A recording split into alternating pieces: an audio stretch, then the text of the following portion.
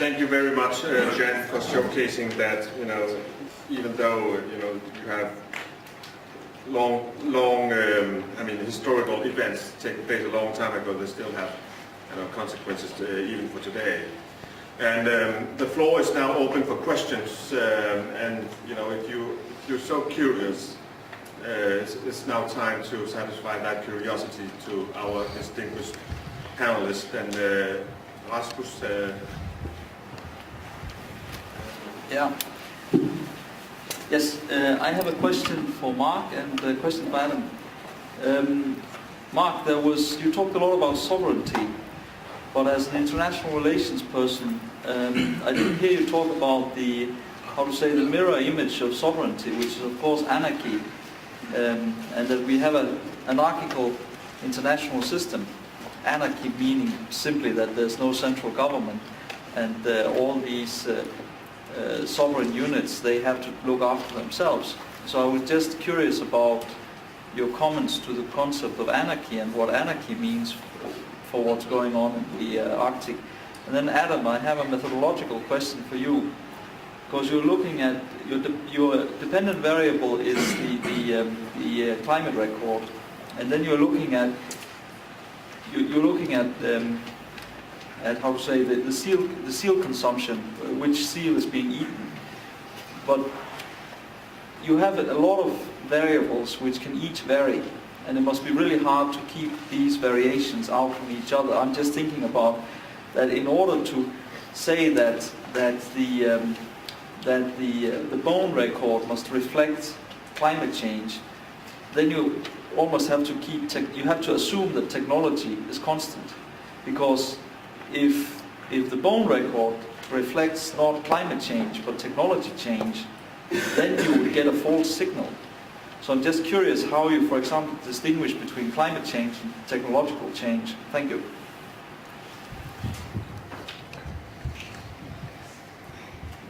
Yeah. Thank you. That's a really great question.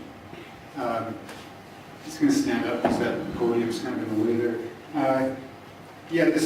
This binary of anarchy and sovereignty is one of the things that I think we need to question. I mean, it's a particular view, right? It's a realist view of politics. But one of the questions I have is, if you're a realist about science, does that mean you have to be a realist about politics in that particular way? The view that I take is that that is a specific and historical way of understanding what politics is in terms of this binary between sovereignty and anarchy. And the question that I have and that I'm trying to explore is, what are the limits to that historical understanding given the knowledge that's now coming forward from both local indigenous populations in the north as well as the scientific community? So I would say that where I would want to put my effort is into a sort of a changing of the understanding of what it means to be participating in democracies, such that this realist vision that you provide is challenged, that we can articulate a different way of sort of envisioning what politics is and how to respond to some of these complex issues.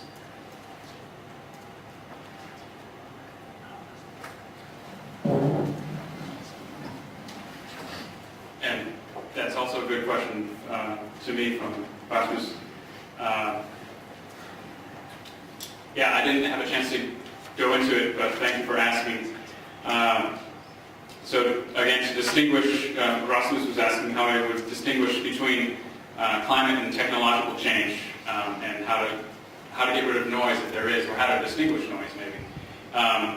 One thing that coming this late in the game, we're confident in our archaeological knowledge about the technological change, and so I did mention that for instance, the two cultural periods that I showed do have different technologies. They have different house structures. They have different seasonal patterns, right? So we can immediately focus on that and try to eliminate it through various methods. Also through demographic reconstruction, right? If I have a site that has maybe 3 of families, and then another site comparing within or between time periods with just 1 or 2 houses or maybe 17 houses, right? We have to consider if there's 3 seals for 15 people or 15 seals for 3 people, right? So we can do that through our archaeological analysis. The other part is that the season of overlap between these resources as they are available locally is very little. And so no matter what technology you have, following some micro-theoretical models about optimal foraging and what people should do to best survive as a heuristic model, they should go hunt the things that are there right now. And so in the winter, the caribou aren't on the coast very often. It's difficult to travel. It's just a bad time of year because of light, because of weather. And so you're not going to hunt the caribou that took up a big part of the Thule graph.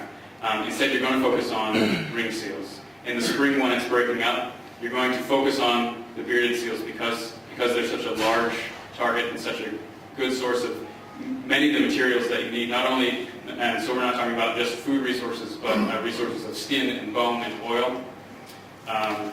So those are a few of the ways that we're trying to mitigate the exact problem that you raised.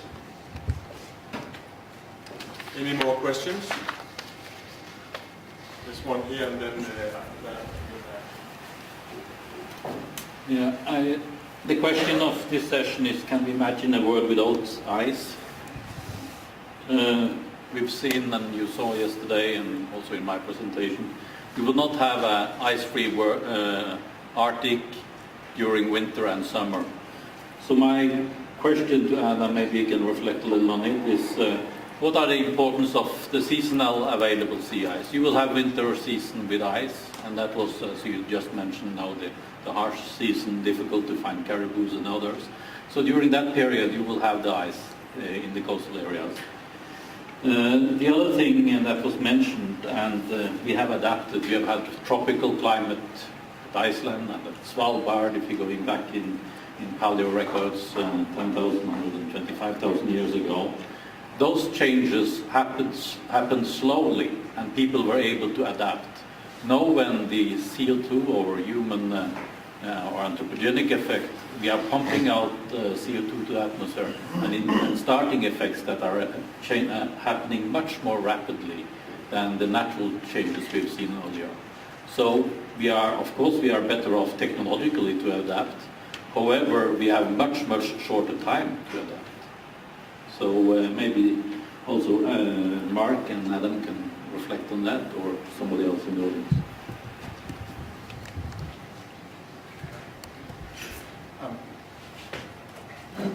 Yeah, thanks for that. I'll just respond to the last point that you raised in terms of the speed with which we might expect environmental changes due to climate change. And I think that that's one of the most significant findings that comes out of the natural sciences, at least in my mind, in terms of the ice sheet dynamics, glacial dynamics, and whatnot. So I think it raises this really quite important moral and ethical problem of how do we as a society respond to what could be interpreted as crises. And we know from looking at history that if events are interpreted as crises, then that can be used as a way of instituting measures that are not the most democratic. And so I think what would behoove us as a democratic society is to think about what are these possible scenarios? How would we respond to the waves of migration which we might expect with even just a 50 centimeter rise in sea levels? It would be enormous. Do we want to live in a world where we have these very strictly delineated borders, and we already see increased use of refugees, climate migrants, and whatnot. What kind of world do we want to live in, given the possibility of rapid climate change and the kind of conditions that would create? So that then, I think, for me anyways, raises this particular issue of the interface between science and politics. And how can those two work together in a democratically responsible way, but in a way that's also agile and able to respond quickly, while also maintaining a kind of a democratic approach. And so I think that there's a huge number of really practical things that we can do, and a lot of it has to do with communication. I think there's huge opportunities with the technologies that we have available. There's already moves going from sort of Westminster. In Canada, we have the Westminster style of democracy. Ministries with the minister at the top, and each with their own little sort of bureaucracy that can become a little fiefdom underneath them. But there's much more of an emphasis now on horizontal information sharing, so that people working on the same issue in different ministries, say health and education and environment, can work together. So that kind of approach, I think, can be one way that might enable sort of more agile responses to unexpected issues that come up. And beyond that, I think it's also a question of public outreach and education and capacity building. One of the things I think that we must all experience when we read about science in the mass media is an incredible simplification of the complexities that attempt both scientific investigation itself and also the matters that science is investigating. So we need to somehow approach understandings that are accessible, but also sort of point to the complexity in some of the uncertainties that we face.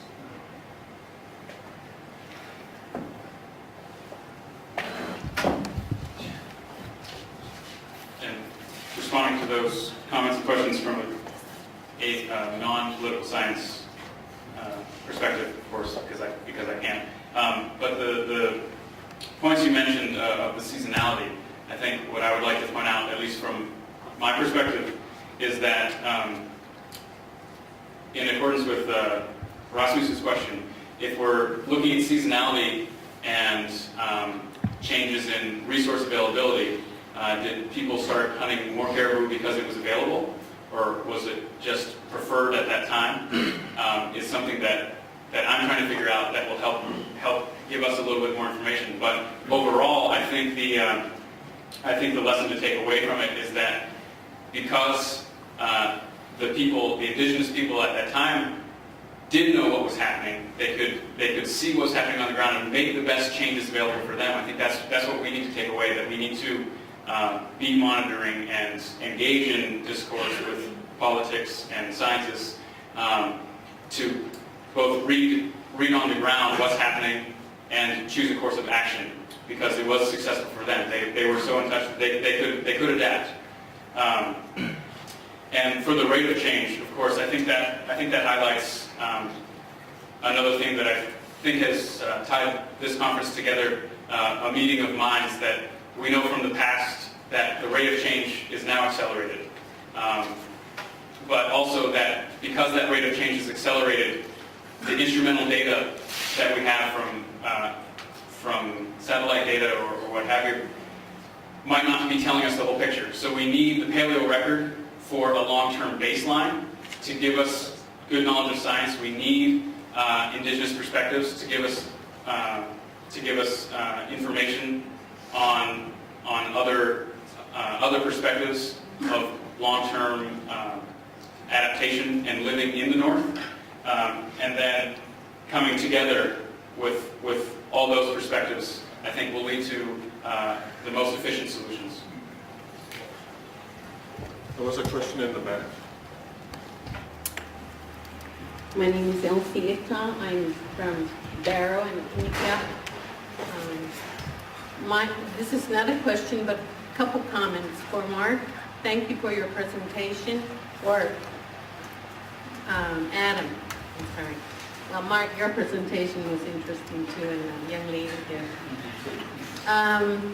Mark, as far as my own perception of science,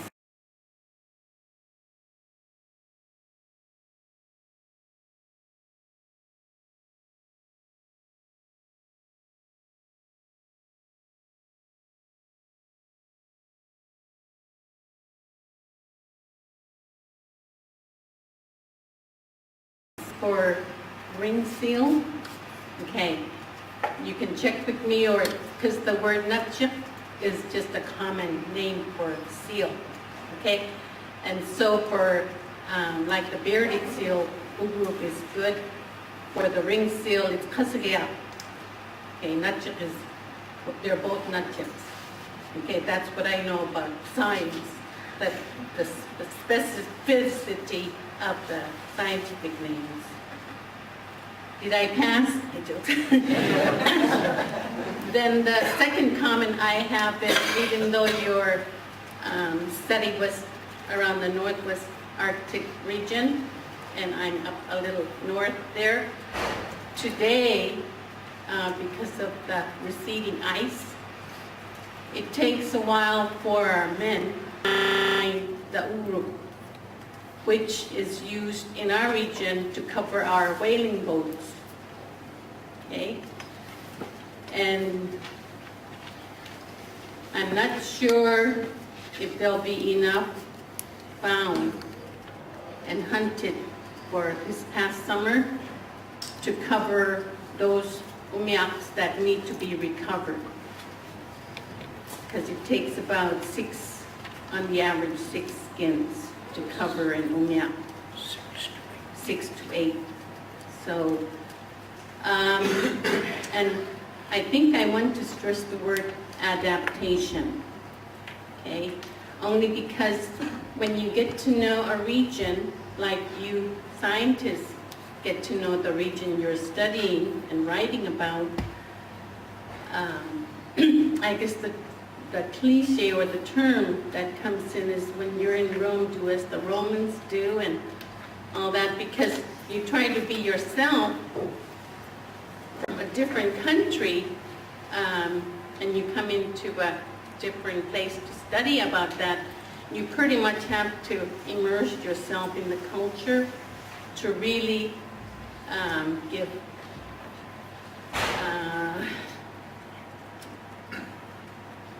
equality, or lack of a better term, on the people that you are studying.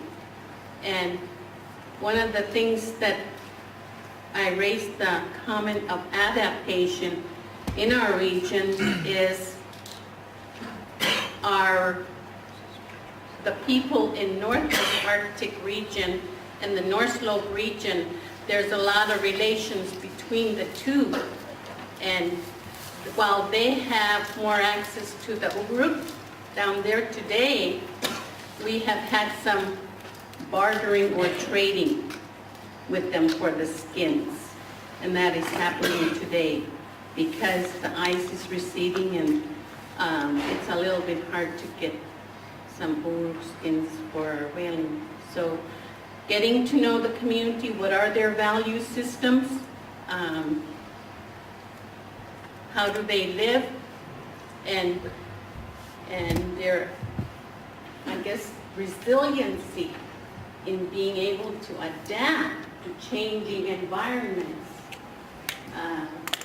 We've had to do that, particularly in my region, where I used to be standing down September 8 or 9 to have ice along my shore to go ice fishing. So I could take my son and teach him how to go ice fishing for the little com-coms. And today I can't. There is no ice on September 8 or 9. It's all open water.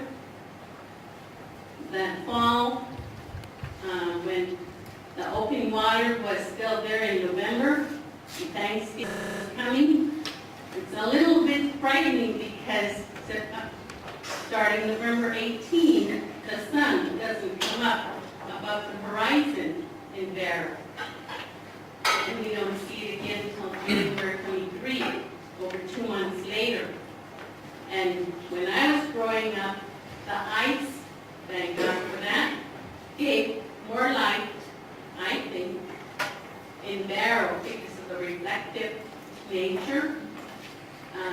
Whereas today, you go along the shore and see all the open water, it's dark, very dark.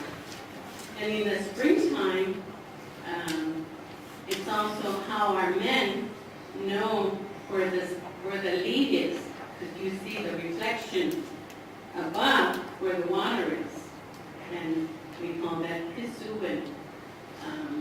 There's a lot of things I think we can all share and learn from each other, from the scientists to the indigenous people's perspective. And the previous session, the man who was talking about doing things now to do something, I agree a lot with what he said, because when I go home, you know, with all this interesting information, how do I share all this with my Yucateka? Ano nga, ilisab niya pi. Ano nga, lagi niya pi magkogroup sama. They're happening even though we don't see the ice. Every day, our men ask the weatherman, how far is the ice?